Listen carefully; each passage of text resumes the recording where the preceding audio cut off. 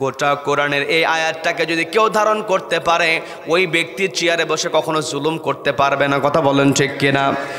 ওই খলিফা গিয়ে বলছেন, মা ওই দিন আপনি আমাকে দেখেছেন, আমিই ছিলাম, আমার পরিচয়টা আমি গোপন করি। রাকা শহরের অবস্থা জানার জন্য বিচারকের চেয়ারে বসেছিলাম। ওই দিন আমি আপনার কাছে ক্ষমা চেয়েছিলাম রাকা শহরের বিচারক হিসাবে। আমি তো খলিফা হিসেবে আপনার কাছে ক্ষমা চাইতে পারি নাই, যার কারণে আজকে আমি আমার দরবারে আপনাকে ডেকেছি। আপনার কাছে আজকে আমি ক্ষমা চাই, আপনি আমাকে ক্ষমা করেন। খলিফা হিসাবে আমি আপনার খোঁজ নিতে পারি নাই, আপনার কাছে আবার ওইভাবে ক্ষমা প্রার্থনা করি। কিয়ামতের ময়দানে আপনি আমার বিরুদ্ধে আল্লাহর কাছে কোনো অভিযোগ দায়ের করবেন না। বলেন আল্লাহু আকবার। ওই দিন আপনাকে আমি বলেছিলাম নাতনিদেরকে সঙ্গে নিয়ে আসার জন্য, কারণ আমি নাতনিরা তো ইয়াতিম, ইয়াতিমের দায়িত্ব রাষ্ট্রের নিতে হবে, বৃদ্ধ যারা হবে তাদের দায়িত্ব রাষ্ট্রের নিতে হবে। তবে রাষ্ট্রের এটাও নিশ্চিত করতে হবে ইয়াতিমের হক, বৃদ্ধার হক, বৃদ্ধের হক, প্রতিবন্ধীর হক যেন কেউ মারতে না পারে। কি কথা বলেন? আজকে আমার দেশে প্রত্যেকটা জায়গায় প্রতিবন্ধীর কাট করতে যাবে, সেখানেও ঘুষ আছে না নাই? আছে না নাই? আবার কষ্ট নিয়ে কথাগুলো বলতে হয়। এই কষ্ট নিজেকে বড় মুসলিম দাবি করে, নিজেকে দানবীর দাবি করে, একদিক দিয়ে অন্যায়ভাবে ইনকাম করে, আরেক দিক দিয়ে একটু দান করে বাঁচার জন্য চিন্তা করে। এমন লোক আছে না নাই? আছে না নাই? মনে করছে যেহেতু মাদ্রাসা মসজিদে দান করলাম হয়তো আল্লাহ আমাকে মাফ করে দেবে। ওই জুমার খুতবায় কোরবানির বয়ান সম্পর্কে ইমাম সাহেব আলোচনা করেছে, আর প্রত্যেক পশমে পশমে সব। নামাজ পড়ে যাওয়ার সময় লক্ষ্য করে দেখলো যে মাঠের মধ্যে গরু আছে, চিন্তা করলো যেহেতু ইমাম সাহেব বলছে পশমে পশমে সব, কাজেই গরু যদি চুরি করে জবেও যদি করতে পারে, কোরবানি দিতে পারে, কোরবানির সবটাও হয়ে গেল। আবার সব যেটা পাইলাম, চুরি করার যে গুনাহ হলো, সব আর গুনাহ কাটাকাটি, মাঝখান থেকে গোস্ত খাওয়া লাভ। এমন লোক আছে না নাই? আছে না নাই? ওরা মনে করে যে দান করলাম না, আল্লাহ রাব্বুল আলামিন ক্ষমা করে দেবেন।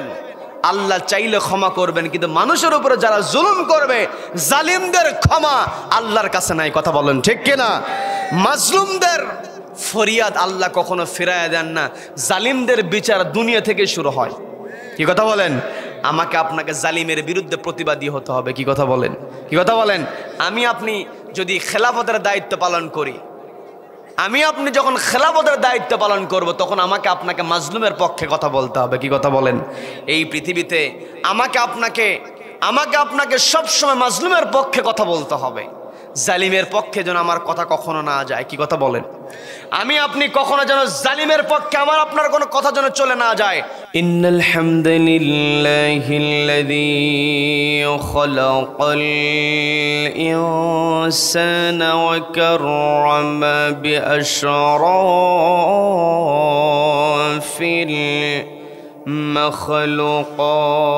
মাখলুকাত فسبحان الذي علم بالقلم علم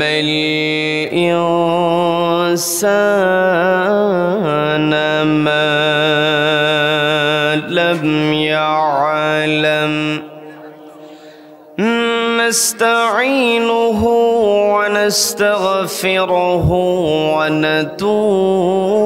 ونتوب إليه ونعوذ بالله من شرور أنفسنا ومن سيئات أعمالنا من يهد الله فهو المهتدي ومن يضلل فأولئك هم الخاسرون نشهد أن لا إله إلا الله وحده لا شريك له ونشهد أن سيدنا وحبيبنا ومولانا محمدا عبده ورسوله الذي أرسله الله تعالى بالهدى ودين الحق ليظهره على الدين كله وكفى بالله شهيدا وداعيا إلى الله بإذنه وسراجا وقمرا منيرا فقد قال الله تعالى في كلامه المجيد وفرقانه الحميد সবাই পড়ুন আউযু বিল্লাহি মিনাশ শাইতানির রাজীম বিসমিল্লাহির রাহমানির রাহিম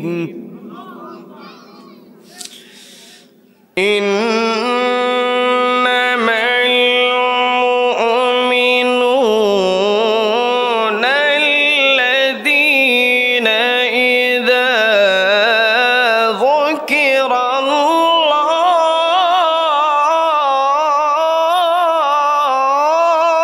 الله إذا ذكر الله وجلت قلوبهم وإذا تليت عليهم آياته زادتهم إيمانا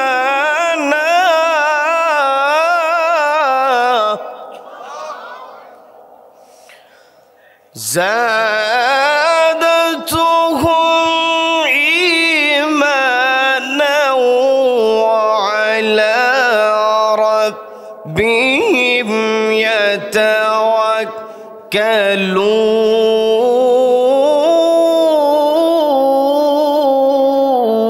يتوكلون الله أكبر بسم الله الرحمن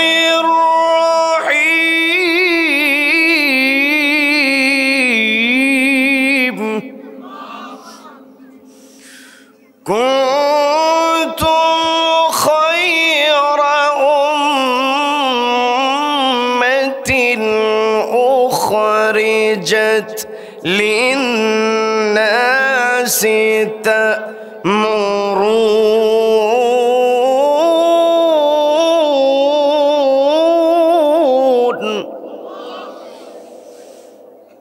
تأمرون بالمعروف وتنهون عن المنكر وتؤمنون بالله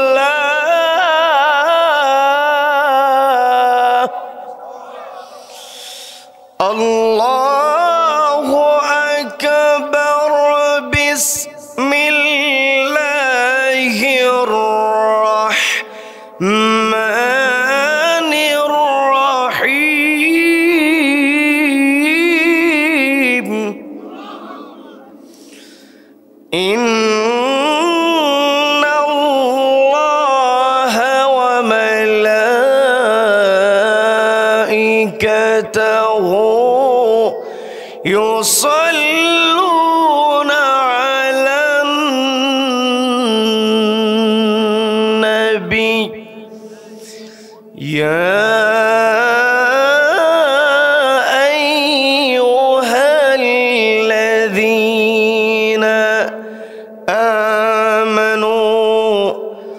সাল্লু আলাইহি ওয়া সাল্লিমু তাসলিমা আল্লাহুম্মা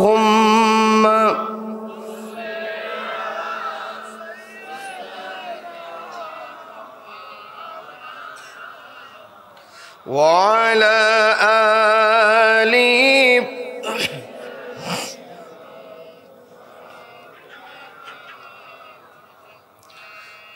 যে ফুল যুগ যুগান্তরে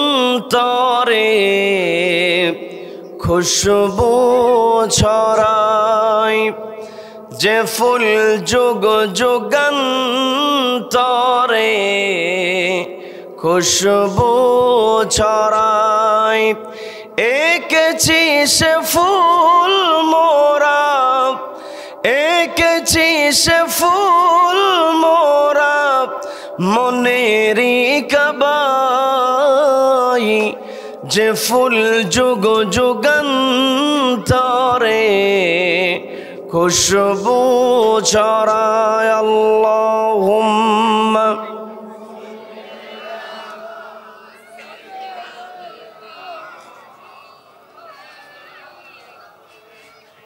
ওয়া আলা আলি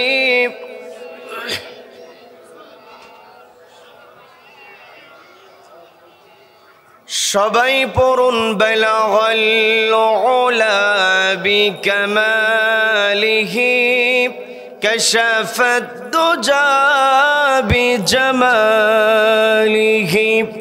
হাসুনাত জামিউ খিসালিহি সাল্লু।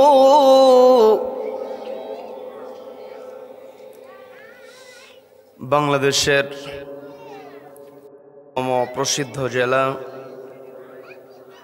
প্রাকৃতিক সৌন্দর্যে ভরপুর বাগেরহাট জেলার মংলা উপজেলার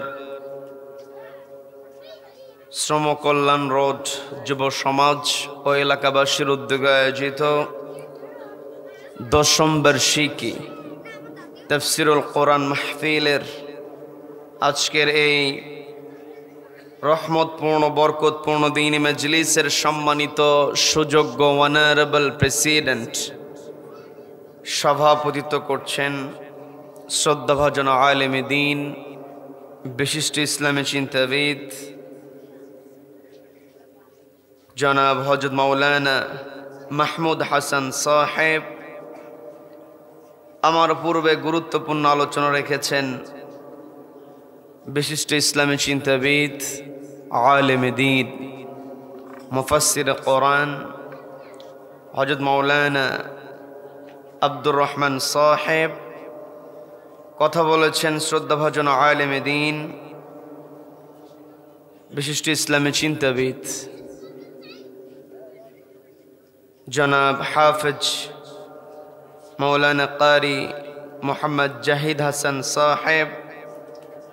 কথা বলেছেন উদীয়মান তরুণ আলোচক বিশিষ্ট ইসলামী চিন্তাবিদ হযরত মাওলানা মুহাম্মদ তরিকুল ইসলাম সাহেব সহ আমন্ত্রিত উলামায়ে কেরাম। উপস্থিত রয়েছেন আমন্ত্রিত মেহমান বৃন্দ, উপস্থিত রয়েছেন অত্র এলাকার গণ্যমান্য ব্যক্তিবর্গ, বিশেষ করে আমার সামনে বসে আছেন অত্র এলাকার পার্শ্ববর্তী এলাকা হতে আগত কোরআন প্রেমিক, নবী প্রেমিক, তাওহীদ জনতা। পর্দার অন্তরাল থেকে শুনছেন আমার অত্যন্ত শ্রদ্ধেয় মা এবং বোনেরা। আলোচনার সূচনায় আমি আপনাদেরকে অভিনন্দন জানাচ্ছি, মোবারকবাদ জ্ঞাপন করছি রব্বুল আলামিনের শেখানো ভাষায়। বলছি আসসালামু আলাইকুম ওয়া রাহমাতুল্লাহি ওয়া বারাকাতুহু। সম্মানিত দ্বীনি ভাইয়েরা, আমি আলোচনায় প্রবেশের পূর্বে জানতে চাচ্ছি আপনারা সকলে কেমন আছেন? রব্বুল আলামিন আমাকেও ভালো রেখেছেন, বলি আলহামদুলিল্লাহ। এই যে আমরা ভালো আছি, আমাদেরকে ভালো রাখার একমাত্র কেবলমাত্র কর্তৃত্ব কার হাতে?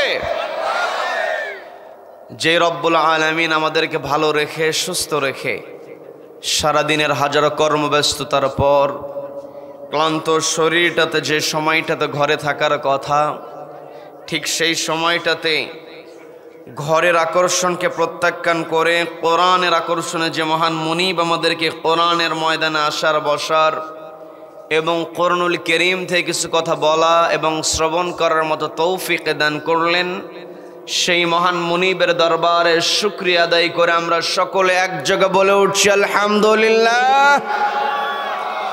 আবার বলছি আলহামদুলিল্লাহ। আল্লাহু আকবার। লা ইলাহা ইল্লাল্লাহ। আল্লাহু আকবার। ওয়ালিল্লাহিল হামদ। ওয়ালিল্লাহিল হামদ। আমরা কৃতজ্ঞতা আদায় করলাম কার? জীবনের প্রত্যেকটা ক্ষেত্রে একজনের প্রশংসা হবে, তিনি কে? আমাকে আপনাকে সৃষ্টি করেছেন কে? Allah is the creator of all creations. যত সৃষ্টি আছে সব সৃষ্টি আল্লাহ করেছেন। কাজেই এই পৃথিবীতে যদি প্রশংসা করতে হয়, প্রশংসা কেবল আল্লাহর হবে। আল্লাহ ব্যতীত অন্য কেউ প্রশংসিত হতে পারে? None can be praised, only Allah will be praised. সবাই চিৎকার দেবেন আল্লাহু আকবার, আল্লাহু আকবার। এই যে আমরা আল্লাহর বরত্বের ঘোষণা দিলাম, আমার আপনার দায়িত্ব হলো সব সময় স্মরণ করতে হবে কাকে? আমি আপনি জীবনের প্রত্যেকটা ক্ষেত্রে আল্লাহকে স্মরণ করি, আল্লাহ বলি। এই কোরআনের মধ্যে আল্লাহ নীতি ঢুকিয়ে দিয়েছেন।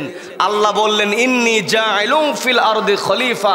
খলিফা হিসেবে আমার আপনার দায়িত্ব হলো আল্লাহর জমিনে আল্লাহর দেওয়া নীতি বাস্তবায়ন করা। এই নীতির কিতাব কোরআনে যেই নীতিগুলো আছে, এই নীতির চাইতে শ্রেষ্ঠ নীতি পৃথিবীতে আর একটা হতে পারবে? কোরআনের নীতি হলো শ্রেষ্ঠ নীতি। কি কথা বলেন? কোন সময় আমি আপনি শ্রেষ্ঠত্বের জন্য কিছু বিশেষণ ব্যবহার করি, শব্দ ব্যবহার করি। অর্থাৎ এই যে আমি যে চেয়ারে বসে আছি, এই চেয়ার যখন রাজার চেয়ার হয়ে যায় তখন এটা হয়ে যায় সিংহাসন। কি কথা বলেন? রাজা যে সিংহাসনে বসে, এই সিংহাসনের নাম হলো রাজসিংহাসন। কি কথা বলেন? আবার রাজা যেই প্রাসাদে থাকে সেটাকে বলা হয় রাজপ্রাসাদ। আমরা অনেক সময় বড় বড় বিল্ডিং দেখলে আমরা বলে ফেলি আর এত সুন্দর বাড়ি, মনে হয় রাজপ্রাসাদ। বলি কি বলি না? আবার রাজপ্রাসাদ যারা তৈরি করে তাদেরকে বলা হয় কি মিস্ত্রি? বলেন কি মিস্ত্রি? রাজমিস্ত্রি। তার মানে মিস্ত্রি শ্রেষ্ঠ হলে হয় রাজমিস্ত্রি, প্রাসাদ শ্রেষ্ঠ হলে হয় রাজপ্রাসাদ, সিংহাসন শ্রেষ্ঠ হলে হয় রাজসিংহাসন, নীতি শ্রেষ্ঠ হলে হবে রাজনীতি। কি কথা বলেন? তার মানে কোরআনের মধ্যে যে নীতি আছে এটাই হলো সর্বশ্রেষ্ঠ রাজনীতি। কি কথা বলেন? অনেকে আবার বোঝার চেষ্টা করে না। আসলে আমি আপনি যে আল্লাহর খলিফা, এই কথা না বোঝার কারণে উল্টা পাল্টা কথা আমার আপনার মুখ দিয়ে বের হয়ে যায়। কি কথা বলেন? আমি আপনি যে আল্লাহর খলিফা, এই পরিচয় আমি আপনি ভুলে গিয়েছি। এই দায়িত্ব আমি আপনি পালন করি না। এই দায়িত্ব সম্পর্কে আমার জ্ঞান নাই বিধায় আমি আপনি কোরআনের মধ্যে রাজনীতি খুঁজে পাই না। কি কথা বলেন? যদি আমি আপনি আমার আপনার পরিচয় জানতে পারি, আমার আপনার এক নম্বর পরিচয় আমরা আল্লাহর গোলাম, আমাদের দ্বিতীয় পরিচয় হচ্ছে আমরা আল্লাহর খলিফা। কি কথা বলেন? সম্মানিত দিনী ভাইরা, খেলাফতের দায়িত্ব আমাকে আপনাকে আল্লাহ পালন করার কথা বলেছেন। আল্লাহ বলেন, আমার বান্দারা কুনতুম খায়রা উম্মাহ, তোমরা উত্তম জাতি, উখরিজাত লিন্নাস, তোমাদেরকে মানুষের জন্য সৃষ্টি করা হয়েছে, বের করা হয়েছে, তোমাদেরকে মানুষের জন্য সিলেক্ট করা হয়েছে। তা'মুরুনা বিল মারুফ, এক নাম্বার দায়িত্ব হলো তোমরা সৎ কাজের আদেশ দেবে। ওয়া তানহাউনা আনিল মুনকার, অসৎ কাজে বাধা প্রদান করবে। ওয়া তু'মিনুনা বিল্লাহি, ঈমান আনতে হবে কার ওপরে? সবাইকে বলতে হবে ঈমান আনতে হবে কার ওপরে? যখন আমি আপনি আল্লাহর প্রতি ঈমান আনবো, আমার আপনার জমিনের সৎ কাজ প্রতিষ্ঠা করা, অসৎ কাজে বাধা প্রদান করা আমার আপনার জন্য সহজ হবে। কি কথা বলেন? এখন আমি আপনি প্রকৃত ঈমানদার হতে পেরেছি কিনা, ঈমানদারের বৈশিষ্ট্য আমার মধ্যে আছে কিনা, কোরআনের সঙ্গে মিলিয়ে নেওয়ার দরকার আছে না নাই? শুধুমাত্র মুখে বললে হবে না, পবিত্র কোরআনের বিভিন্ন জায়গায় রব্বুল আলামিন ঈমানদার বান্দাদের বিভিন্ন বৈশিষ্ট্য তুলে ধরেছেন। আমি আমার আলোচনার সূচনায় পবিত্র কোরআনের 8 নম্বর সূরা সূরা আনফালের 2 নম্বর আয়াতে কারিমা তেলাওয়াত করেছি, যে আয়াতে আল্লাহ ঈমানদার বান্দার 3টা বৈশিষ্ট্যের কথা বলেছেন। সবাইকে বলতে হবে কয়টা বৈশিষ্ট্য। আল্লাহ রাব্বুল আলামিন সুন্দর করে বলছেন, ইন্নামাল মুমিনুনা আল্লাযীনা ইযা যুকিরাল্লাহু ওয়াজিলাত কুলুবুহুম ওয়া ইযা তুলিয়াত আলাইহিম আয়াতুহু যাদাতুহুম ঈমানাও ওয়া আলা রাব্বিহিম ইয়াতাওয়াক্কালুন। আল্লাহ বলছেন ইন্নামাল মুমিনুন, তারা হলো মুমিন, আল্লাযীনা ইযা যুকিরাল্লাহ, যাদের সামনে আমি আল্লাহ আমার নাম উচ্চারিত হয়, ওয়াজিলাত কুলুবুহুম, অন্তরটা কেঁপে ওঠে। কার ভয়ে? সবাইকে বলতে হবে কার ভয়ে। তার মানে ঈমানদার বান্দার 1 নম্বর বৈশিষ্ট্য, ঈমানদার বান্দা ভয় করবে একমাত্র আল্লাহকে। 2 নম্বর বৈশিষ্ট্য আল্লাহ বললেন, ওয়া ইযা তুলিয়াত আলাইহিম আয়াতুহু যাদাতুহুম ঈমানা, ঈমানদার বান্দার সামনে যখন কোরআনের আয়াত তেলাওয়াত করা হবে, কোরআনের আয়াতকে সামনে রেখে তাফসীর করা হবে, যাদাতুহুম ঈমানা, ঈমানদার বান্দার ঈমান বৃদ্ধি পেয়ে যাবে। বলেন না সুবহানাল্লাহ। তার মানে ঈমানদার বান্দার 2 নম্বর বৈশিষ্ট্য হলো কোরআন তেলাওয়াতের দ্বারা ঈমানদার ঈমান বৃদ্ধি পায়। বলেন আল্লাহু আকবার। যখন কোন ঈমানদার বান্দার ঈমান বৃদ্ধি পেয়ে যায়, ওয়া আলা রাব্বিহিম ইয়াতাওয়াক্কালুন, সে তাওয়াক্কুল করে আল্লাহর উপরে। ঈমানদার বান্দার 1 নম্বর বৈশিষ্ট্য, ঈমানদার বান্দা আল্লাহকে ভয় করবে। ঈমানদার বান্দা তার ঈমানটাকে বৃদ্ধি করবে কোরআন তেলাওয়াতের দ্বারা। ঈমানদার বান্দা আল্লাহর উপরে তাওয়াক্কুল করবে। যেই বান্দা আল্লাহর উপরে তাওয়াক্কুল করবে, দুনিয়ার কোনো ক্ষমতা, দুনিয়ার কোনো নির্যাতন তাকে কখনো থামাতে পারবে না। কথা বলেন ঠিক কিনা? যেই ব্যক্তি ঈমানদার, যেই ব্যক্তি আল্লাহর উপরে ভরসা করতে পারে, ওই ব্যক্তি খুব ভালো করেই জানে, আমি আপনি যখন নামাজের মধ্যে তেলাওয়াত করে আলহামদুলিল্লাহি রাব্বিল আলামিন, আল্লাহ হলেন জগতের সময়ের প্রতিপালক, আর রহমানির রহিম, মালিক ইয়াউমিদ্দিন, আল্লাহ হলেন বিচার দিবসের মালিক। বিচার দিবসের মালিককে সবাইকে বলতে, বিচার দিবসের মালিককে আল্লাহ রাব্বুল আলামিন বিচার দিবস কায়েম করবেন। এই পৃথিবীতে আমি আপনি যা কিছু করছি, আমি আপনি যে অবস্থাতেই থাকি না কেন, সব কিছু আল্লাহ রেকর্ড করছেন। আল্লাহ রাব্বুল আলামিন এই পৃথিবীতে চলার ক্ষেত্রে আমার আপনার জন্য কিছু সার আল্লাহ রেখে দিয়েছেন। আল্লাহ কিন্তু ছেড়ে দেন নাই। কি কথা বলেন? কি কথা বলেন? আল্লাহ রাব্বুল আলামিন সমস্ত ক্ষমতা তার হাতে রেখে দিয়েছেন। এই পৃথিবীতে সব কিছু আল্লাহ তার অধীনস্থ করে রেখেছেন। তবে কিছু কিছু সময় আমার আপনার হাতে আল্লাহ ক্ষমতা দিয়ে দেন। ক্ষমতা দেওয়ার পরে, ইচ্ছা শক্তি দেওয়ার পরে আল্লাহ ক্ষমতা কেড়ে নিতে পারে কি পারে না? সবাইকে বলতে হবে পারে কি পারে না? পবিত্র কোরআনের 3 নম্বর সূরা, সূরা আলে ইমরানের 26 নম্বর আয়াতে রব্বুল আলামিন সুন্দর করে বলছেন, সবাই আমার সঙ্গে পড়েন, খুবই পরিচিত আয়াত, সবাই পড়েন।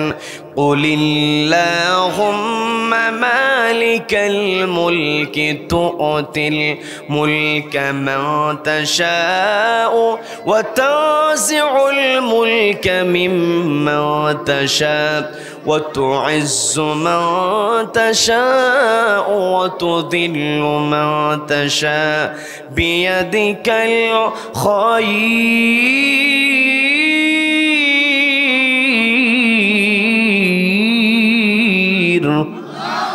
আল্লাহ বলছেন আমার নবী, কুল, আপনি বলুন, আল্লাহুম্মা মালিকাল মুলক, ওগো আল্লাহ আপনি হলেন রাজত্বের মালিক। তুতিল মুলকা মা তাশা, আপনি যাকে ইচ্ছা রাজত্ব দিতে পারেন। ওয়া তানজিউল মুলকা মিম্মান তাশা, আপনি যার কাছ থেকে ইচ্ছা ক্ষমতা কেড়ে নিতে পারেন। এতে কোনো সন্দেহ আছে নাকি? সবাইকে বলতে হবে, আছে কোনো সন্দেহ আছে নাকি? আমি আপনি যখন ওয়া আলা রাব্বিহিম ইয়াতাওয়াক্কালুন, আল্লাহর উপরে তাওয়াক্কুল করব, তখন আমার আপনার সামনে যত বড় ক্ষমতাধর ব্যক্তি আসুক না কেন, আমি আপনি ক্ষমতাধরকে ভয় করব না। কারণ মুমিন বান্দা তাওয়াক্কুল করবে আল্লাহর উপরে। আল্লাহর উপরে যখন মুমিন বান্দা তাওয়াক্কুল করবে, দুনিয়ার যত বড় ক্ষমতাবান হোক না কেন, ওই দুনিয়ার ক্ষমতাবানকে আল্লাহ একটা সীমা পর্যন্ত ছাড় দেন, আল্লাহ ছেড়ে দেন না। কি কথা বলেন? নবীজিকে আল্লাহ শিখিয়ে দিয়ে বলছেন, নবী আপনি বলুন, তুতিল মুলকা মা তাশা। ওগো আল্লাহ, আপনি যাকে ইচ্ছা ক্ষমতা দিতে পারেন। ওয়া তানজিউল মুলকা মিম্মান তাশা, যার কাছ থেকে ইচ্ছা আপনি ক্ষমতা কেড়ে নিতে পারেন। এখানে ওলামা হযরত বসে আছেন, আলেম ওলামারা বসে আছেন, তারা সহজেই বুঝতে পারবেন। আল্লাহ বললেন তানজিউল মুলক, আল্লাহ কারো কাছ থেকে ক্ষমতাটাকে নিয়ে নিতে পারেন। এই তানজিউ শব্দটা এসেছে নাজউন শব্দ থেকে। এই নাজউন শব্দের আরেকটা ব্যবহার কোরআনের মধ্যে আল্লাহ সুন্দর করে সূরা নাজিয়াতের মধ্যে বলছেন, ওয়ান নাজিআতি গরকা, শপথ হলো ওই সমস্ত ফেরেশতাদের, ওয়ান নাজিআতি গরকা, যারা মানুষের দেহ থেকে রূহটাকে টান দিয়ে বের করে। একটু বোঝার চেষ্টা করবেন, নাজউন শব্দ দ্বারা জোর করে নেওয়া বোঝায়। আমার আপনার দেহের মধ্যে থেকে যখন রূহটা বের করে নেওয়া হয়, আমি আপনি কিন্তু রূহটা বের হয়ে যাক এটা কখনোই চাইব না। পৃথিবীর কোন মানুষ কি চায় মারা যেতে? কেউ চায় নাকি? কেউ কিন্তু মারা যেতে চায় না। পৃথিবীতে সবাই থাকতে চায়। এই জন্য আল্লাহ বলেন ওয়ান্নাজিআতি গরকা, শপথ করে বলছি ওই সমস্ত ফেরেশতাদের যারা দেহের মধ্য থেকে রূহটাকে জোর করে বের করে নেয়। ঠিক একই শব্দ আল্লাহ ব্যবহার করে বলছেন ওয়া তানজিউল মুলক, আল্লাহ চাইলে কেড়ে নিতে পারেন মিম্মান তাশা, যার কাছ থেকে ইচ্ছা ক্ষমতা আল্লাহ কেড়ে নিতে পারেন। এই পৃথিবীতে ক্ষমতা এমন একটা জিনিস, ক্ষমতার চেয়ারে যেই বসে ক্ষমতা সহজে ছাড়তে চায় না। কথা বলেন, কি কথা বলেন? ফেরাউন তার ক্ষমতাকে টিকিয়ে রাখার জন্য চেষ্টা করেছে, শেষ পর্যন্ত রক্ষা করতে পেরেছে নাকি? আল্লাহ যদি কারো কাছ থেকে ক্ষমতা কেড়ে নিতে চান, এই ক্ষমতা কেড়ে নেওয়ার জন্য আল্লাহর বড় কোনো শক্তির প্রয়োজন হয় না। আল্লাহ কারো কাছ থেকে ক্ষমতা কেড়ে নিতে হলে একেবারে ঠুনকো বিষয় দিয়ে আল্লাহ ক্ষমতা কেড়ে নেন। কি কথা বলেন? ফেরাউনকে আল্লাহ নাস্তানাবুদ করলেন, নাকানে চুবানি দিলেন পানির মধ্যে মেরে। কি কথা বলেন? নমরুদকে আল্লাহ ক্ষমতাচ্যুত করেছেন, বড় কোনো যোদ্ধাকে নমরুদের সামনে আল্লাহ পাঠান নাই, অস্ত্রধারী কাউকে পাঠান নাই, সামান্য একটা প্রাণী মশাকে পাঠিয়েছেন। সে মশা আবার ল্যাংড়া মশা। কি কথা বলেন? কি কথা বলেন? আব্রাহা যখন বিরক্ত হচ্ছেন নাকি আমার কথায়? বিরক্ত হচ্ছেন? আলোচনা চলবে, চলবে কতক্ষণ? সারা রাত চলবে, সারা রাত চলবে। বক্তা মরবে, বক্তা মরুক আর বক্তা বাঁচুক।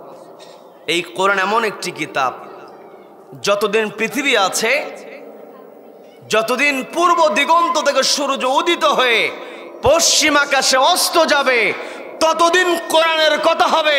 কোরআনের কথা কখনো বন্ধ হবে না। কথা বলেন ঠিক কিনা? কোরআন বিদ্বেষীরা কখনো কোরআনকে থামাতে পারবে না। কোরআন বিদ্বেষীরা একটা সময় পালাতে বাধ্য হবে। কি কথা বলেন? এই কোরআন পৃথিবীতে থাকবে যতদিন কোরআন আছে, পৃথিবী আছে। কোরআন থাকবে না, পৃথিবী ধ্বংস হয়ে যাবে। কি কথা বলেন? এই কোরআনের কথা শুধু সারা রাত হবে না, যতদিন পৃথিবী থাকবে। এই যে আজকে তাফসিরুল কোরআন হেডলাইন দেওয়া হয়েছে, আপনারা বিরক্ত হচ্ছেন? বিরক্ত হচ্ছেন? এই তাফসিরুল কোরআন হেডলাইন দেওয়া হয়েছে।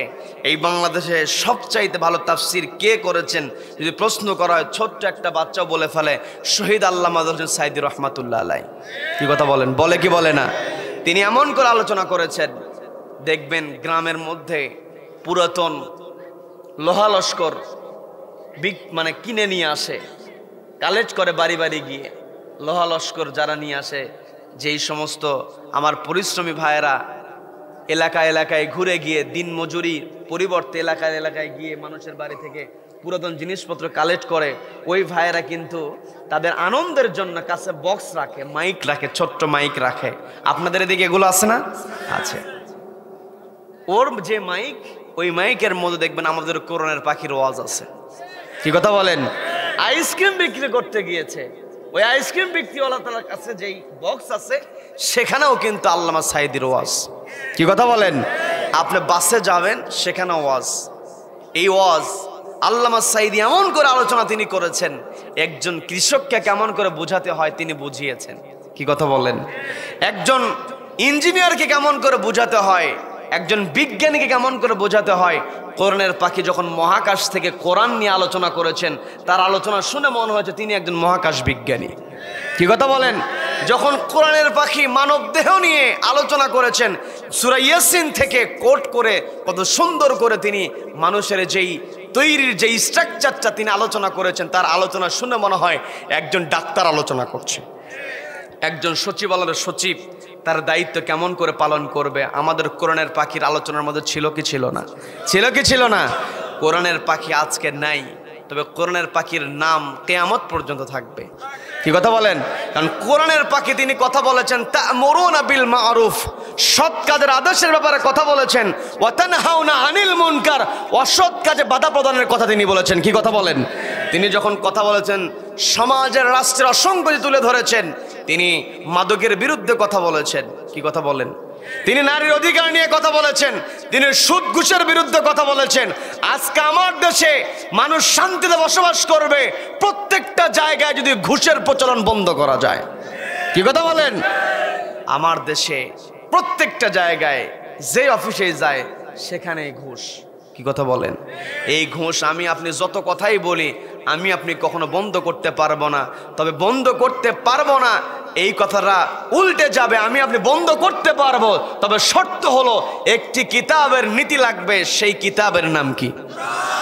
এই কোরআনের আলোকে যখন রাষ্ট্র পরিচালিত হয়, সেই সমাজে ন্যায় বিচার প্রতিষ্ঠা হয়। কি কথা বলেন? যেই সমাজে ন্যায় বিচার আছে সেই সমাজের সৎ কাজের আদেশ দেওয়া, অসৎ কাজে বাধা প্রদান করা সহজ। কি কথা বলেন? সম্মানিত দিনী ভাইরা, আজকে তো জুমার রাত, বিরক্ত হচ্ছেন? আজকে জুমার রাত, আগামীকালকে খতিব সাহেব যখন জুমার খুতবা শেষ করবেন, সানি খুতবার শেষের দিকে তিনি একটা আয়াতে কারিমা তেলাওয়াত করে থাকেন প্রত্যেক জুমায়, ইন্নাল্লাহা ইয়া'মুরু বিল আদলি ওয়াল ইহসান ওয়া ইতাইযিল কুরবা। এই আয়াতের তেলাওয়াত আছে না নাই? সবাইকে বলতে হবে তেলাওয়াত আছে না নাই? ইমাম সাহেব যখন সানি খুতবা থেকে বলে ইন্নাল্লাহা ইয়া'মুরু বিল আদলি ওয়াল ইহসান, মুসল্লিরা আর আয়াত বুঝুক আর না বুঝুক, ইন্নাল্লাহা ইয়া'মুরু বিল আদলি ওয়াল ইহসান এই আয়াত যখনই তেলাওয়াত করে মুসল্লিরা গা একটা ঝাড়া দিয়ে দেয়। আমার যুবক ভাইরা গল্প করতে করতে বুঝতে পারে হুজুরের খুতবা শেষ, গল্প থামায়া দেয়। কি কথা বলেন? যুবক ভাইরা, খুতবার সময় কথা বলা যাবে না। খুতবার সময় কেউ যদি কথা বলে, খুবই গুরুত্বপূর্ণ। আমার অনেক যুবক ভাইরা শুনছেন, আমাদের অনেকের ভুল হয়ে যায়, খুতবা চলাকালীন সময় কেউ যদি কথা বলে, আরেকজন দেখার পরে বলবে যে ভাই কথা বলো না, এই নিষেধ করাটাও নিষেধ। কি কথা বুঝতে কষ্ট হলো আপনাদের? তার মানে খুতবার সময় কেউ কথা বলছে, তাকে নিষেধ করবেন, এটাও নিষেধ। তার মানে খুতবার সময় কোনো কথা বলা যাবে। আল্লাহ আমাদেরকে সচেতন হওয়ার তৌফিক দান করুন, বলেন আমিন, বলেন আমিন।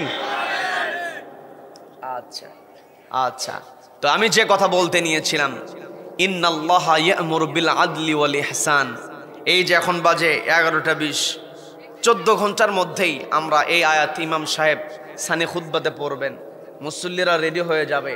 কিন্তু আল্লাহ রাব্বুল আলামিন গা ঝাড়া দিয়ে নামাজের জন্য দাঁড়ানোর জন্য এই আয়াতটা আল্লাহ দেন নাই। আল্লাহ বলেন ইন্নাল্লাহা ইয়া'মুরু বিল আদল, ও আমার বান্দারা আমি তোমাদেরকে নির্দেশ দিচ্ছি তোমরা ন্যায় বিচার প্রতিষ্ঠা করো। কে নির্দেশ দিচ্ছেন? কে নির্দেশ দিচ্ছেন? আল্লাহ ন্যায় বিচারের নির্দেশ দিয়ে বলছেন তা'মুরুনা বিল মা'রুফ, তোমরা সৎ কাজের আদেশ দাও, ওয়া তানহাউনা আনিল মুনকার, অসৎ কাজে বাধা প্রদান করো। যখন সমাজের মধ্যে ন্যায় বিচার প্রতিষ্ঠা হবে, তখন আমি আপনার সমাজের মধ্যে সৎ কাজ প্রতিষ্ঠা করতে পারবো, অসৎ কাজে বাধা প্রদান করতে পারবো। কি কথা বলেন? পর্দালের মা বোনেরা একটু কানটা খাড়া করে শুনবেন। আপনাদের অনেক উপস্থিতি হয়েছে, মা বোনরা মাহফিলা আসে, এতে আমরা খুশি না বাজার? সবাইকে বলতে হবে খুশি না বাজার? মা যখন সচেতন হবে, পরিবারটাও সচেতন হয়ে যায়। কি কথা বলেন? মা আপনাকে দৃষ্টি আকর্ষণ করে বলছি, ইসলাম সবচাইতে বড় সম্মান দিয়েছে মাদেরকে। কি কথা বলেন? আমি আপনি পুরুষ মানুষ, আমার আপনার পায়ের নিচে স্যান্ডেল অথবা মাটি, মায়ের পায়ের নিচে আল্লাহর জান্নাত। বলেন না সুবহানাল্লাহ। তার মানে মা আপনাকে আল্লাহ সম্মান দিয়েছে, তবে মা যখন বেপর্দা হয়ে ঘুরবে, ওয়াতানহাউনা আনিল মুনকার, মায়ের যে বেপর্দার অপরাধ, সে অপরাধে আমাকে আপনাকে বাধা প্রদান করতে হবে। কি কথা বলেন? আজকে আমি আপনি ভুলে গিয়েছি আমার আপনার পরিচয় আমি আপনি জানি না। আমার আপনার পরিচয় হলো আমি আপনি আল্লাহর খলিফা। আল্লাহর খলিফা মানে সমাজে সৎ কাজ প্রতিষ্ঠা করতে হবে, অসৎ কাজে বাধা প্রদান করতে হবে। এটাই হচ্ছে খেলাফতের দায়িত্ব। কি কথা বলেন? এই খেলাফতের দায়িত্ব পালন করতে হলে আল্লাহ বলেন ইন্নাল্লাহা ইয়া'মুরু বিল আদাল, অবশ্যই তোমরা আদালত কায়েম করো, ন্যায় বিচার প্রতিষ্ঠা করো। যখন সমাজে ন্যায় বিচার প্রতিষ্ঠা হয়ে যায়, সমাজের প্রত্যেকটা স্তরের লোক শান্তিতে বসবাস করতে পারে। আমি আপনি যতই শান্তি কায়েমের চেষ্টা করি না কেন, আমি আপনি মানব জাতির ইতিহাস যদি পর্যালোচনা করি, ইতিহাস নিয়ে যদি আমি আপনি একটু স্টাডি করি, তাহলে দেখা যায় পৃথিবীতে মানুষ ওই সময়টাতে বসবাস করেছে শান্তিতে, যেই সমাজটাতে ছিল একটি বিধান। সেই বিধানের নাম কি? সবাইকে বলতো বিধানের নাম কি? আল কোরআন যেই সমাজে থাকবে, আল কোরআন যেই রাষ্ট্রে থাকবে, সেই রাষ্ট্রে মানুষ শান্তিতে বসবাস করবে। হযরত ওমরের ইতিহাস আমাদের জানা আছে। হযরত ওমর রাদিয়াল্লাহু তাআলা আনহু তিনি তার প্রত্যেকটা নাগরিকের সংবাদ তিনি কালেক্ট করেছেন, তাদের ব্যবস্থা তিনি করেছেন। কি কথা বলেন? আবু বকর রাদিয়াল্লাহু তাআলা আনহু তিনি খেলাফতের চেয়ারে বসে নিজেকে একেবারে ছেড়ে দিয়েছেন। হযরত আলী রাদিয়াল্লাহু তাআলা আনহু, ওসমান রাদিয়াল্লাহু তাআলা আনহু, তারা যখন শাসন করেছেন, জনগণ তাদের যে ইচ্ছার কথা সরাসরি ব্যক্ত করতে পেরেছে। আমরা তো এই ঘটনা সবাই কম বেশি জানি। জুব্বা লম্বা হয়েছে, হযরত ওমর রাদিয়াল্লাহু তাআলা খুতবা দেওয়ার জন্য মিম্বারে দাঁড়াবেন, হযরত ওমর রাদিয়াল্লাহু তাআলাকে থামিয়ে দেওয়া হলো যে আমার জুব্বা আর আপনার জুব্বার মধ্যে তো পার্থক্য হওয়ার কথা না। আপনি যতটুকু কাপড় পেয়েছেন, আমিও ততটুকু কাপড় পেয়েছি, আপনার জুব্বা কেন লম্বা? জবাব দিবেন, এরপরে খুতবা শুরু করবেন। বলেন আল্লাহু আকবার। এটাই হলো ইসলাম। কি কথা বলেন? ইসলাম দিয়েই মানুষকে শান্তিতে রাখা যায়। আরেকজন খলিফা ছিলেন, তার নাম হচ্ছে খলিফা হারুনুর রশিদ। খলিফা হারুনুর রশিদ তিনি সবসময় আলেম ওলামাদের সঙ্গে সম্পর্ক রেখেছেন, আলেম ওলামাদের সঙ্গে তিনি পরামর্শ করেছেন। আমরা অনেক সময় বাহালুল পাগলের ঘটনা আমরা শুনেছি। খলিফার সঙ্গে খলিফা হারুনুর রশিদ এবং বাহালুল পাগলের মধ্যে কথোপকথন হতো। আমরা তাকে পাগল বলি, তিনি পাগল, কিন্তু একজনের পাগল। তিনি কার পাগল? সবাইকে বলতে হবে কার পাগল? যারা আল্লাহর পাগল হবে তারা মানুষকে সব সময় ভালো পরামর্শ দিবে। কি কথা বলেন? খলিফা হারুনুর রশিদ আলেম ওলামাদের কাছ থেকে পরামর্শ নিতেন, তার সম্পর্ক আলেম ওলামাদের সঙ্গে ছিল, যার কারণে তিনি তার রাষ্ট্র পরিচালনা করেছেন যেই রাষ্ট্রে ইনসাফ ছিল।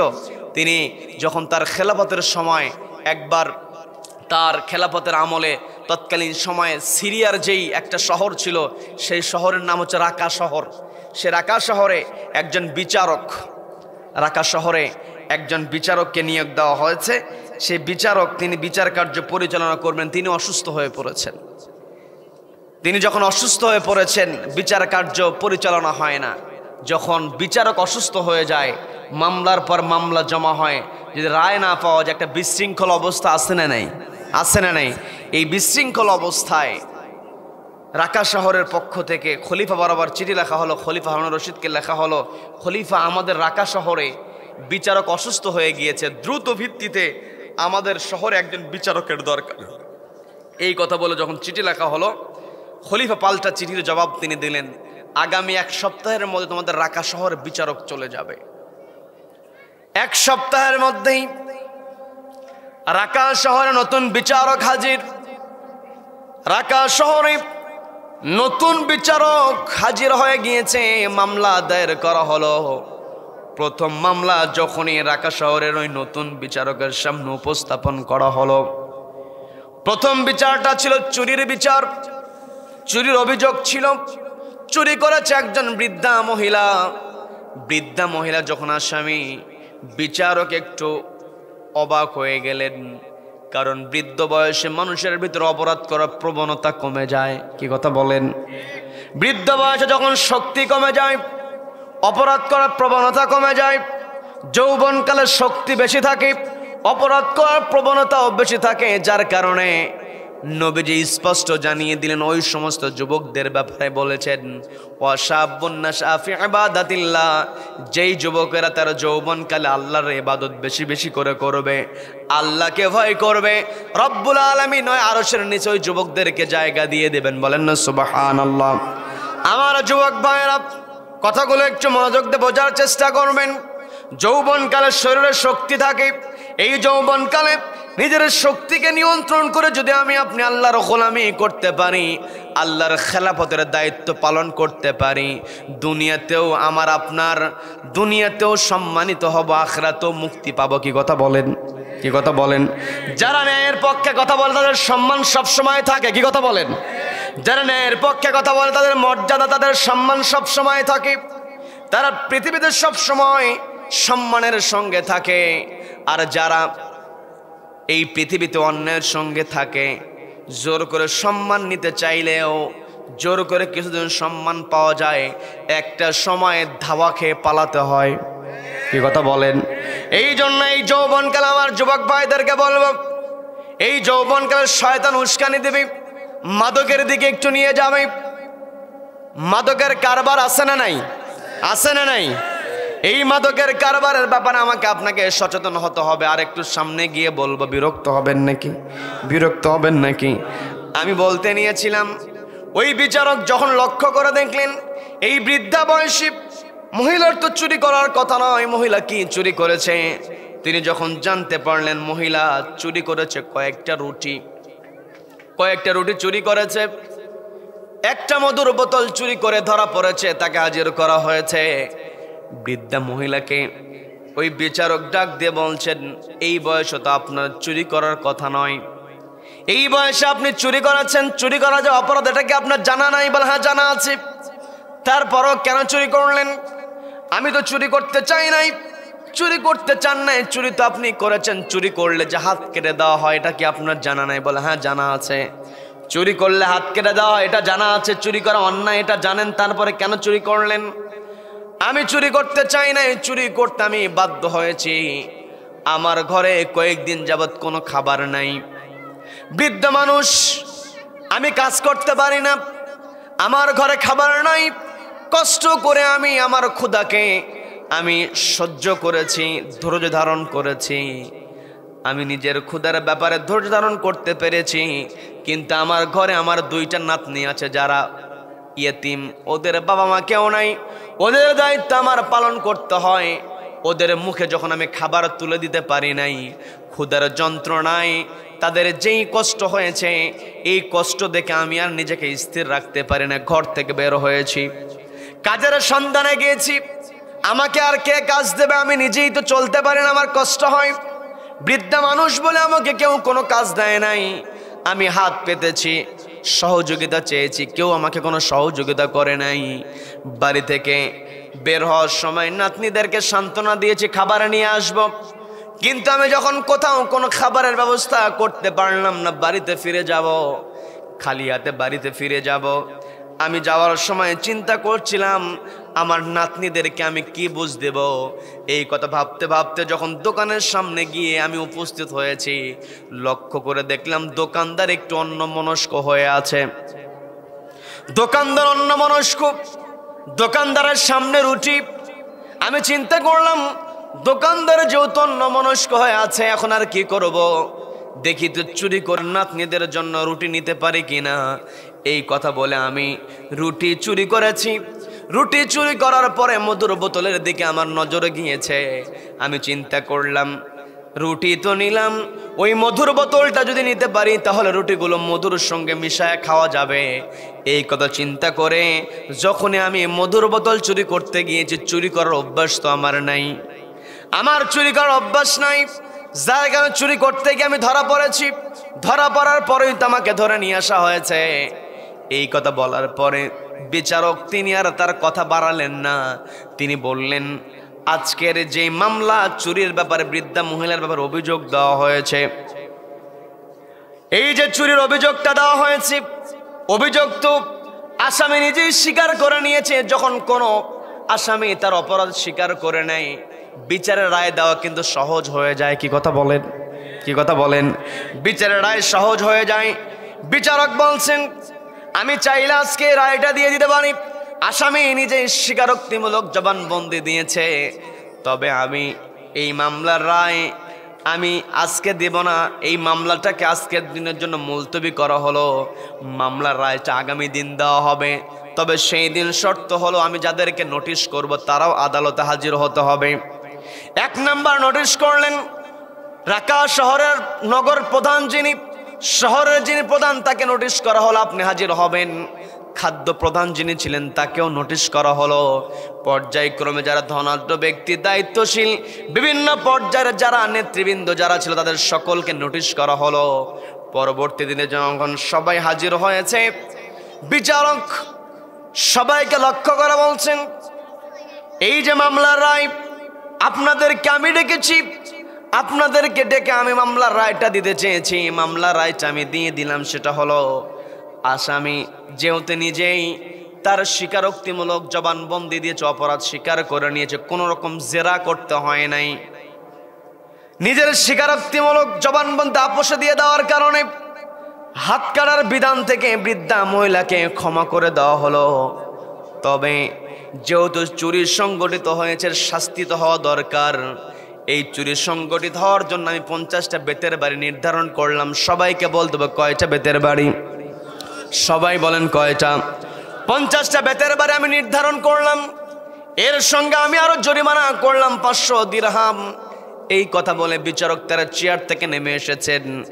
চেয়ার থেকে নেমে আসার পরে ওই বৃদ্ধা মহিলার পাশে গিয়ে দাঁড়ালেন। দাঁড়িয়ে বলছেন, এই যে বৃদ্ধা মহিলা তিনি চুরি করেছেন, তিনি তো এই বয়সে কাজ করতে পারবেন না। যেই রাষ্ট্রে বৃদ্ধা মহিলা থাকে, যেই রাষ্ট্রের বৃদ্ধ মানুষ কাজ করতে পারে না, প্রতিবন্ধী যারা হয় এদের দায়িত্বকে রাষ্ট্রকে নিতে হয়। বলেন আল্লাহু আকবার, বলেন আল্লাহু আকবার। এই যে বৃদ্ধা মহিলা ক্ষুধার যন্ত্রণায় চুরি করেছেন, তিনি চুরি করেছেন, তবে এই চুরি সংগঠিত হওয়ার জন্য সবচেয়ে বড় অপরাধী হলো রাষ্ট্রের যিনি খলিফা, যিনি তার নাগরিকের খোঁজ নিতে পারেন নাই। নাগরিকের খোঁজ না নেওয়ার কারণে এই যে অভিযোগটা এসেছে, চুরি মহিলা করলেও অপরাধী সবার আগে 1 নম্বর অপরাধী হলো রাষ্ট্রের খলিফা। রাষ্ট্রের খলিফা যেখানে অপরাধী, আমি তো খলিফার প্রতিনিধি হিসাবে রাকা শহরের চেয়ারে বসেছি, বিচারকের চেয়ারে বসেছি। রাষ্ট্রপতি যেখানে, খলিফা যেখানে আসামি, সেখানে আমিও তো আসামি। যেহেতু 50টা বেতের বাড়ি নির্ধারণ করা হয়েছে, 50টা বেতের বাড়ি নির্ধারণ করার কারণে আমি খলিফার প্রতিনিধি হয়ে 20টা বেতের বাড়ি আমার হাতে প্রদানের অর্ডার দিয়ে দিলাম। বলেন আল্লাহু আকবার। 50টা বেতের বাড়ি তিনি তার হাতে নেওয়ার জন্য অর্ডার দিয়েছেন। কাকে ভয় করে? সবাইকে বলতে হবে কাকে ভয় করে। আমি বলেছিলাম ইমানদার বান্দার 1 নাম্বার বৈশিষ্ট্য, ইমানদার বান্দা ভয় করবে কাকে?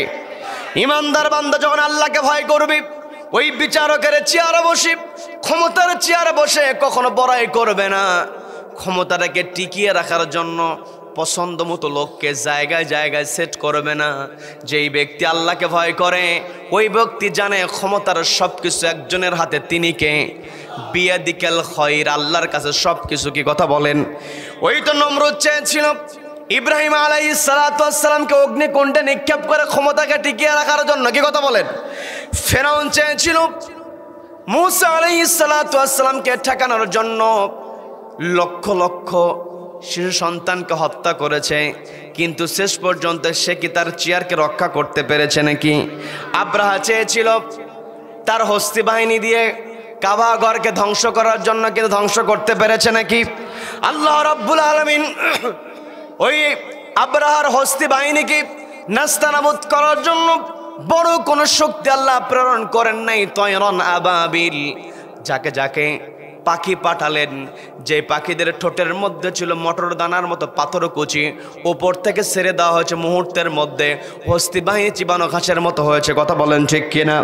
আবু জাহেল তো নবীজির কোরআনকে থামানোর চেষ্টা করেছিল। কি কথা বলেন? কি কথা বলেন? আবু জাহেল ছিলেন নেতাদেরও নেতা। আবু জাহেল শুধু নেতা ছিল না, নেতাদেরও নেতা। এই নেতাদের নেতা আবু জাহেলকে রব্বুল আলামিন চাইলে বদরের ময়দানে বড় কোনো মুজাহিদকে দিয়ে নাস্তানাবুদ করতে পারতেন, সাইজ করতে পারতেন। কিন্তু আল্লাহ যে ক্ষমতা কেড়ে নেন, ক্ষমতা কেড়ে নেওয়ার ক্ষেত্রে আল্লাহ বড় কোনো শক্তি প্রয়োগ করেন না। এটা আল্লাহর একটা বড় কুদরত। কি কথা বলেন? কি কথা বলেন? আল্লাহর ক্ষমতা, কারণ সকল ক্ষমতার, সকল শক্তির উপর একজন সমাসীন, তিনি কে? আল্লাহু আলা কুল্লি শাইইন কাদির। আল্লাহ রাব্বুল আলামিন সর্বময় ক্ষমতার অধিকারী। রব্বুল আলামিনের কাছে ছোট বড় সব সমান। আমার কাছে বড় শক্তি ছোট শক্তি পার্থক্য থাকতে পারে, কিন্তু আল্লাহর কাছে বড় ছোট বলে কোনো কিছুই না। আল্লাহ চাইলে ছোট দিয়ে যা করতে পারেন বড় দিয়ে তার চেয়ে বেশি করতে পারেন। কি কথা বলেন? আল্লাহ রব্বুল আলামিন আবু জাহেল কি ওই বদরের প্রান্তরে নাস্তানাবুদ করেছে, শায়েস্তা করেছেন ছোট্ট দুই বালক মাছ এবং মুআওয়াজের দ্বারা। তার মানে আল্লাহ যদি কারো ক্ষমতা কেড়ে নিতে চান, আল্লাহ রাব্বুল আলামিন ক্ষমতা কেড়ে নেওয়ার ক্ষেত্রে বড় শক্তি প্রয়োগ করেন না। ফেরাউনের কাছ থেকে আমরা ইতিহাস শুনেছি, ফেরাউনের ব্যাপারে ইতিহাস জেনেছি, নমরুদের ব্যাপারে ইতিহাস জেনেছি, আবু জেহেলের ব্যাপারে জেনেছি, আমরা আব্রাহার ব্যাপারে জেনেছি। এগুলো আমাদের কাছে ইতিহাস। সর্বশেষ আমরা যে ইতিহাসের সাক্ষী হয়েছি, এই বাংলার জমিনে দীর্ঘ 15টা বছর একটা ফেরাউন, লেডি ফেরাউন তার জুলুম চালিয়েছিল। কি কথা বলেন? কি কথা বলেন? ক্ষমতাকে পাকাপোক্ত করার জন্য দেশের গুরুত্বপূর্ণ জায়গায় যেখানেই প্রমোশন দিয়েছে সেখানেই প্রোফাইল গুটে 14 গোষ্ঠী মিলে ঘেটেছে। কি কথা বলেন? 14 গোষ্ঠীর প্রোফাইলগুলো ঘেটে নিয়ে প্রমোশন দিয়েছে। প্রশাসনে নিজের পছন্দের লোককে বসায়েছে। যতই প্রশাসনে নিজের পছন্দের লোক বসানো হোক না কেন, আল্লাহ যদি ক্ষমতা কেড়ে নিতে চান কেউ ক্ষমতা আটকায় রাখতে পারে না। কথা বলেন ঠিক কিনা? আল্লাহ তো চাইলে বড় কোনো বাহিনীকে সামনের কাতারে দিতে পারতেন, প্রশিক্ষিত কোনো ইউনিটকে আল্লাহ সামনের কাতারে দিয়ে ওই লেডি ফেরাউনকে আল্লাহ সাইজ করতে পারতেন, কিন্তু রব্বুল আলামিন তার ক্ষমতা প্রদর্শনের জন্য বড় শক্তি প্রয়োগ করেন না। এর প্রমাণ আমরা নিজেরাই সাক্ষী হয়েছি। ওই জুলাই আগস্ট রব্বুল আলামিন নিরস্ত্র ছাত্র জনতাকে এমন করে সামনের কাতারে দিলেন। নিরস্ত্র ছাত্র জনতা যখন সামনের কাতারে গিয়েছে, ওই লেডি ফেরাউন ক্ষমতা ছেড়ে পালাতে বাধ্য হয়েছে। কথা বলেন? তার মানে ওই লেডি ফেরাউন সব সময় বলতো তাহাজ্জুদের কথা, নামাজের কথা। সে যদি সত্যি করে যদি নামাজ পড়তো, নামাজের মধ্যে মালিক ইয়াউমিদ্দিন, বিচার দিবসের মালিককে, সবাইকে বলতে বিচার দিবসের মালিককে, আল্লাহ হলেন বিচার দিবসের মালিক। চেয়ারে বসে আল্লাহকে ভুলে যাওয়া যাবে না। যেমনটা রাকা শহরের বিচারক ভুলে যায় নাই, রাকা শহরের বিচারক ভুলে না গিয়ে বলছে 20টা বেতের বাড়ি আমার হাতে মারা হোক। আমি তো খলিফার প্রতিনিধি হিসেবে রাকা শহরের বিচারক হিসেবে বসেছি, 20টা বেতের বাড়ি আমাকে মারা হোক। আমি কি বানিয়ে বলছি নাকি? আমি কি বানিয়ে বলছি নাকি? এই ইতিহাসগুলো আমাকে আপনাকে জানতে হবে। এগুলোই মুসলমানদের ইতিহাস। কি কথা বলেন?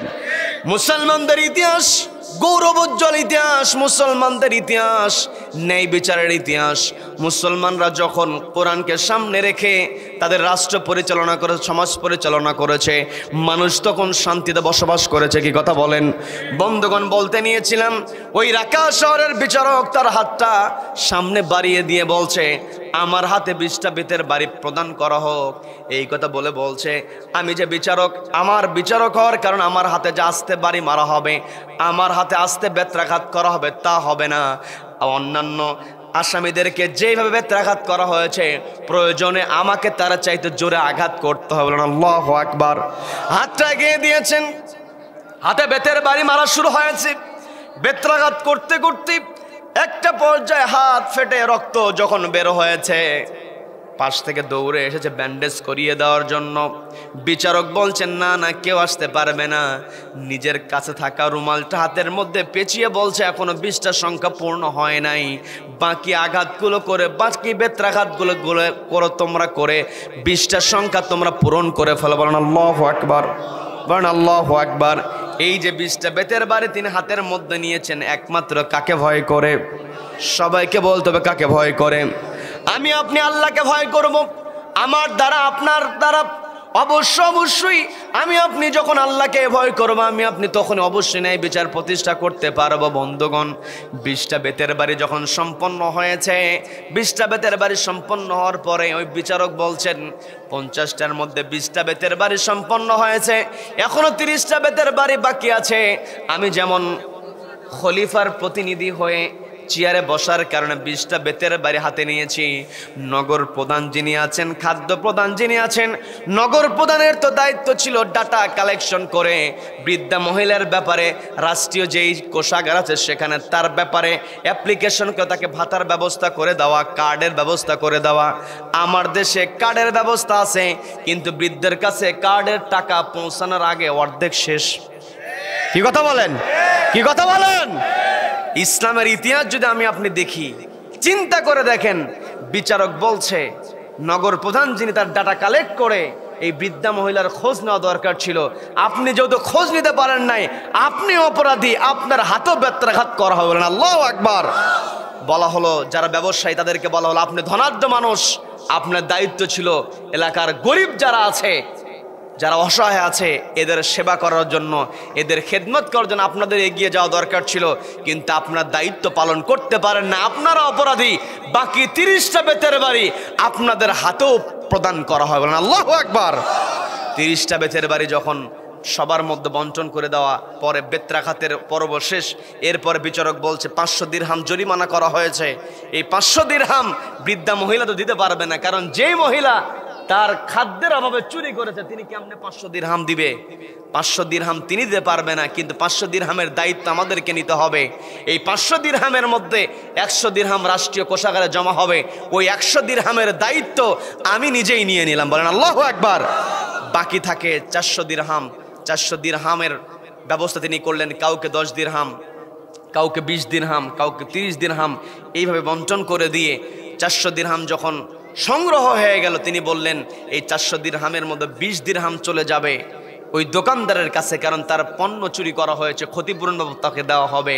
বাকি 380 দিরহাম যেটা বেঁচে গেল, তিনি বৃদ্ধা মহিলাকে ডাক দিয়ে বলছেন এই 380 দিরহাম আমি আপনাকে দিয়ে দিলাম, আগামী 1 মাস পর্যন্ত নাতিদেরকে নিয়ে আপনি আগামী 1 মাস আপনার পরিবার চালাবেন। বলেন আল্লাহু আকবার। এই যে খরফস আপনাকে আগামী মাসের দিয়ে দিলাম, আমি তো আজকে খলিফার প্রতিনিধি হিসেবে চেয়ারে বসেছি, আমি আজকে বিচারক, আমি ব্যর্থ হয়েছি, আপনার খোঁজ আমি নিতে পারি নাই। মালিক ইয়াউমিদ্দিন, আমি আজকে যতই বিচারক হই না কেন, যেই দিন আল্লাহ বিচার কায়েম করবেন, আলাইসাল্লাহু বিআহকামিল হাকিমিন, যেই দিন আল্লাহ হবেন বিচারক, ওই দিন আপনি যদি আমার বিরুদ্ধে অভিযোগ করেন, আপনার খোঁজ আমি নিতে পারি নাই, আপনি কষ্ট করেছেন, আপনার এই যন্ত্রণার ব্যাপারে যদি আপনি আল্লাহর কাছে অভিযোগ করেন, আমি দুনিয়ার বিচারক হলে ওই দিন আমি পার কোনো সুযোগ থাকবে না।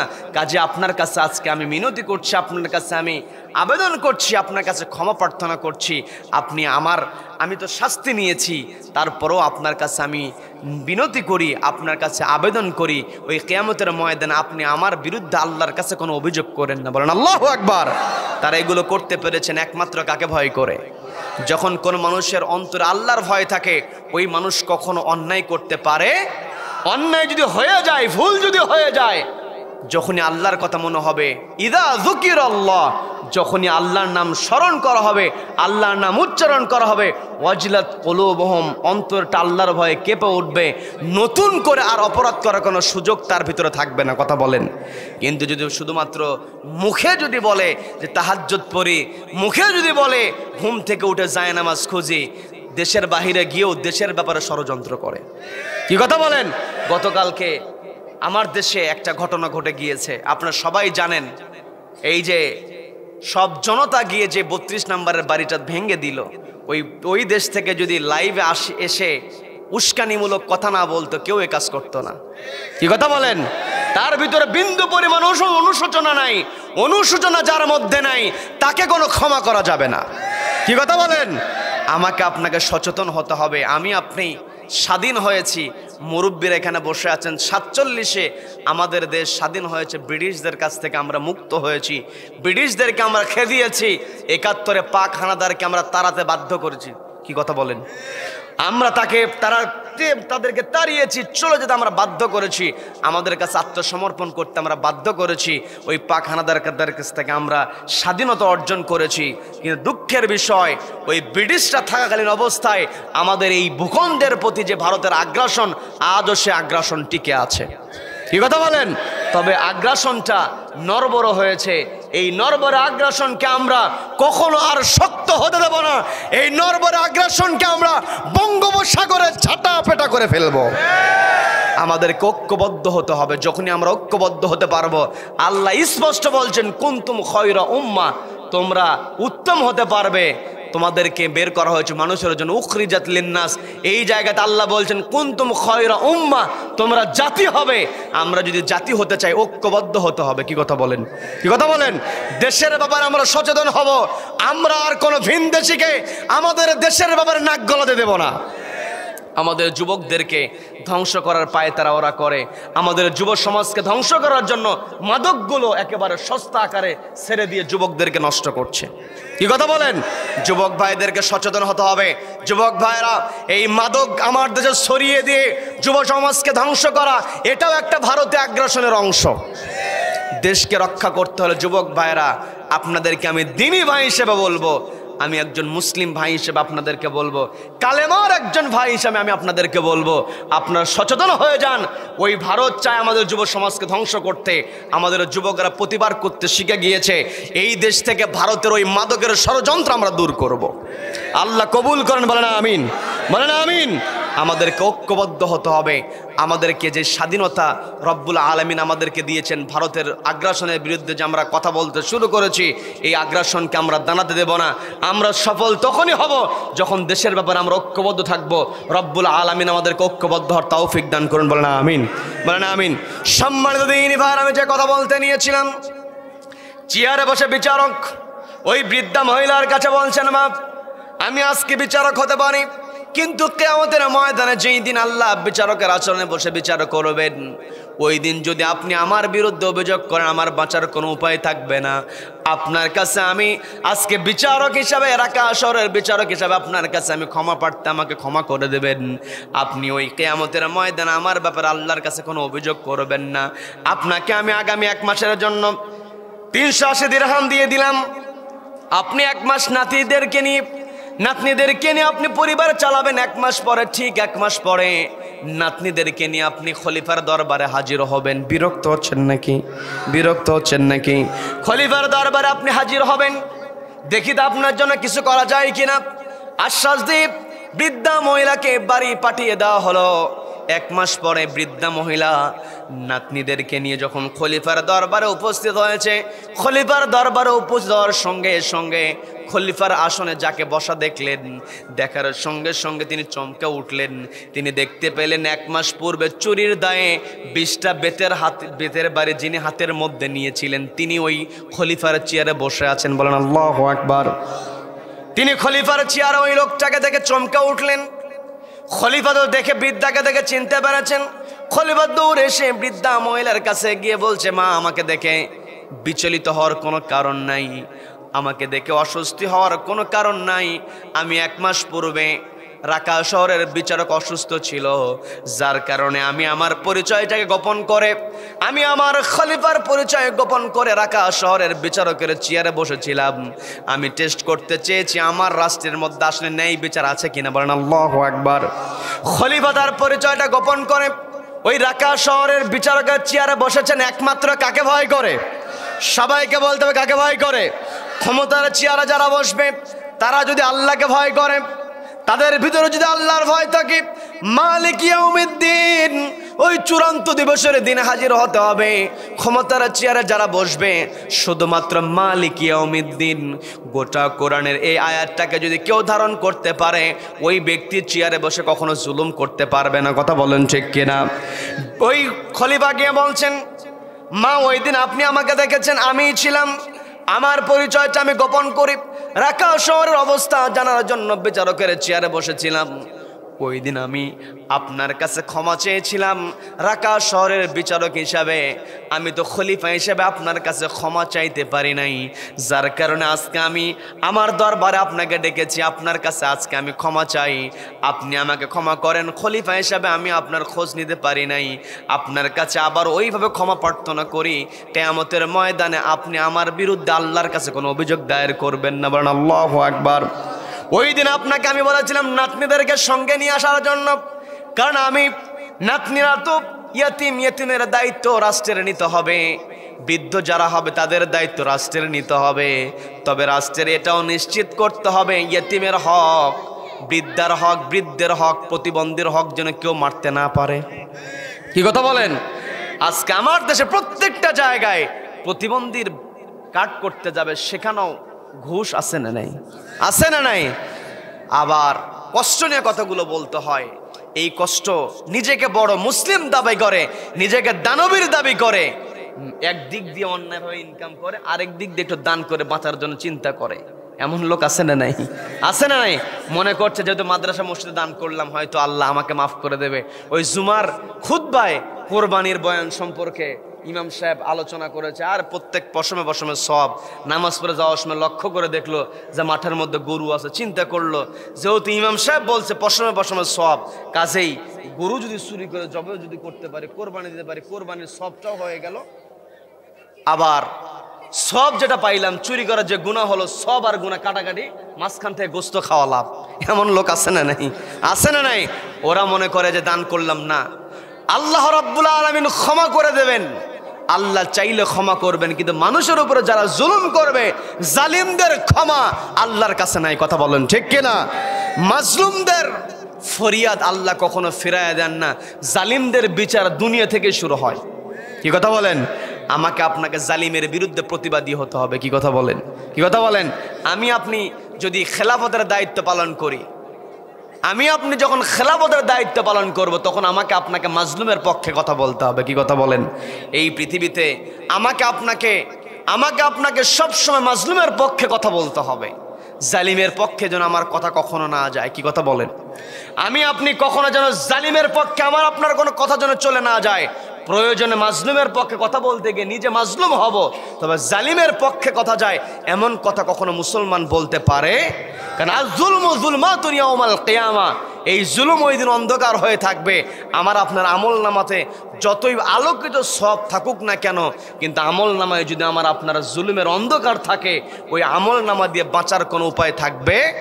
আমি আপনি সব সময় মাজলুমের পক্ষে থাকতে পারবো যদি আমি আপনি আমার আপনার পরিচয় সম্পর্কে জেনে আমি আপনি একজনের খলিফা। কার খলিফা? সবাইকে বলতে হবে কার খলিফা? আল্লাহর খলিফা হিসাবে আমাকে আপনাকে দায়িত্ব পালন করতে হবে, সমাজে ন্যায় বিচার প্রতিষ্ঠা করতে হবে, সৎ কাজের আদেশ দিতে হবে, অসৎ কাজে বাধা প্রদান করতে হবে, তাওয়াক্কুল করতে হবে কার ওপরে? সবাইকে বলতে হবে তাওয়াক্কুল করতে হবে কার ওপরে? আল্লাহর উপরে। যখন তাওয়াক্কুল করতে পারবো, আল্লাহকে যখন আমি আপনি ভয় করতে পারবো, তখনই আমার আপনার পক্ষে ন্যায়ের পক্ষে থাকা সম্ভব হবে, তখনই আমার আপনার পক্ষে সৎ কাজের আদেশ দেওয়া সম্ভব হবে, আমার আপনার পক্ষে অসৎ কাজে বাধা প্রদান করা সম্ভব হবে। কাজে আমার আপনার টার্গেট হলো সমাজে আমরা ন্যায় বিচার প্রতিষ্ঠা করবো। আল্লাহ আমাদেরকে কবুল করেন, বলেন আমিন।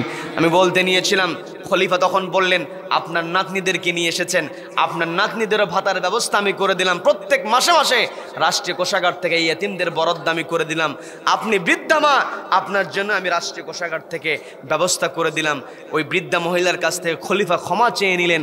মূলত খলিফা ভয় করেছেন কাকে? সবাইকে বলতে ভয় করেছেন কাকে? আমি আলোচনা শুরু করেছিলাম সূরা আনফালের 2 নম্বর আয়াত দিয়ে, যে আয়াতে আল্লাহ রাব্বুল আলামিন বললেন ইমানদার বান্দার 1 নম্বর বৈশিষ্ট্য, ইযা যুকিরাল্লাহ, যখন আল্লাহর নাম উচ্চারিত হবে, ওয়াজিলাত কুলুবুহুম, অন্তরটা কেঁপে উঠবে। কার ভয়? সবাইকে বলতে হবে কার ভয়? রব্বুল আলামিন আমাদের সকলের অন্তরে তার ভয় পয়দা করার তৌফিক দান করেন, বলেন আমিন। আল্লাহকে ভয় করে যেন জমিনে চলতে পারে সে তৌফিক রব্বুল আলামিন দান করেন, বলেন আমিন। 2 নম্বর বৈশিষ্ট্য, ওয়া ইযা তুলিয়াত আলাইহিম আয়াতুহু যাদাতুহুম ঈমানা, কোরআন তেলাওয়াতের দ্বারা, কোরআন তেলাওয়াত শুনলে, কোরআনের আলোচনা শুনলে ইমানদার বান্দার ইমানটা বৃদ্ধি পেয়ে যায়। পর্দালের মা বোনেরা শুনছেন, কানটা একটু খাড়া করে শুনবেন। সন্তানকে তো কত লেখাপড়া করানো হয়, সন্তান যখন ভালো রেজাল্ট করে বাপ মা খুশি হয় কি হয় না? সবাইকে বলতে হবে খুশি হয় কি হয় না? বিশেষ করে যেই সময়টাতে রেজাল্ট দেয়, সন্তানের রেজাল্ট যদি ভালো হয়, বাপ মা সুযোগ পাইলে সন্তানের রেজাল্টের কথা বলে। কি কথা বলেন? কি কথা বলেন?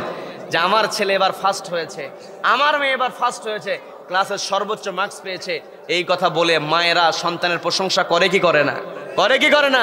সন্তান যদি ভালো অফিসার হতে পারে, বড় অফিসার হতে পারে, সন্তান চাকরি পেয়েছে, বিসিএস ক্যাডার হয়েছে, সন্তান ভালো কোনো পদে বসেছে, বাপ মা প্রশংসা করে। অবশ্যই প্রশংসা করবেন, অবশ্যই সন্তানের প্রশংসা করবেন। সন্তান ভালো ছাত্র, আপনি প্রশংসা করবেন। আপনার সন্তান ভালো ছাত্রী, আপনি প্রশংসা করবেন। তবে আপনার প্রশংসার ধরনটা এমন হওয়া উচিত যে আমার মেয়ে ক্লাসে ফার্স্ট হয়েছে, আমার ছেলে ক্লাসে ফার্স্ট হয়েছে, পড়াশোনায় সে মনোযোগী। তবে যখনই মসজিদের মিনার থেকে আযান চলে আসে, আমার সন্তান যত পড়ার চাপ থাকুক না কেন, পড়ার বইটা বন্ধ করে আযান শুনে সেজদা দেয়। কাকে বলতে হবে? কাকে? এই প্রশংসা যদি একজন মা করতে পারে, ওই সন্তানই হবে মায়ের জন্য নাজাতের কারণ। কি কথা বলেন? সন্তান চাকরি পেয়েছে, আপনার সন্তানের প্রশংসা তো এমন করে করতে হবে যে আমার সন্তান এমন একটা চাকরি পেয়েছে যেই চাকরিতে কলমের খোঁচা দিয়া লক্ষ লক্ষ টাকা আত্মসাৎ করার সুযোগ আছে, কিন্তু আমার সন্তান কলমের খোঁচা দিয়া লক্ষ লক্ষ টাকা আত্মসাৎ করার সুযোগ থাকলেও আমার সন্তানকে আমি এমন করে গড়ে তুলেছি, আমার সন্তান আল্লাহকে ভয় করে, সন্তানের মধ্যে আল্লাহর ভয় আছে, যার কারণে আমার সন্তান তার কলমের খোঁচা দিয়ে কারি কারি টাকা ইনকামের সুযোগ আছে, কিন্তু আল্লাহকে ভয় করার কারণে আমার সন্তান এত বড় অফিসার হওয়ার পরও 1 টাকা ঘুষ খায় না।